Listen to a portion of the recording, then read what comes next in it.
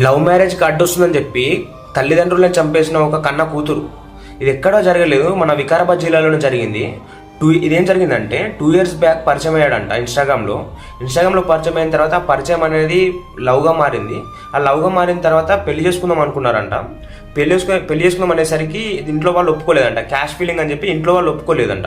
ఇంట్లో వాళ్ళు ఒప్పుకోసరికి దానికి ఏం చేయాలో తెలియక ఆమె అనస్థేషియా ఇచ్చి ఏమంటారు మత్తు మందు ఇచ్చి వాళ్ళని చంపేసింది. అది మత్తు మందు అనేది ఓవర్డోస్ అయిపోయి చనిపోయారు వాళ్ళు. చనిపోయిన తర్వాత ఇంట్లో వాళ్ళందరికీ, రిలేటివ్స్ వాళ్ళందరికీ ఏం చెప్పిందంటే వాళ్ళు ఆత్మహత్య చేసుకోరని చెప్పి నమ్మించిందంట. నమ్మించిన తర్వాత పోలీసు ఇన్వెస్టిగేషన్ చేసి ఆమెను దొరకబట్టేసిన తర్వాత ఏం జరిగిందంటే ఇప్పుడు మన సమాజం ఇప్పుడు అభివృద్ధి చెందుతుందంటే ఇదేనేమో. ఒకళ్ళేమో డ్రమ్లో గుచ్చి ఏమంటారు అట్లా చంపేస్తున్నారు, డైరెక్ట్గా చంపేస్తున్నారు. అంటే సమాజం అభివృద్ధి చెందుతుందంటే ఇదేనేమో. తల్లిదండ్రుల ప్రేమ గుర్తుకు రాలేదా? కని పెంచి ఇంత పెద్ద చేసిన తర్వాత వాళ్ళ ప్రేమ గుర్తు రాలేదా? అంటే ఇప్పుడు 2 years పరిచయం అయింది, కని పెంచి నుంచి ఎటుపోయింది ఆ ప్రేమ? ఇప్పుడు అడ్డమైన సినిమాలు చూసే ఇప్పుడు ఎంకరేజ్ చేస్తున్నాం మనం ఎంకరేజ్ చేయడం వల్లనే ఇప్పుడు అడ్డమైన సినిమాలు చూసి నేర్చుకుంటారు అంతా. ఇది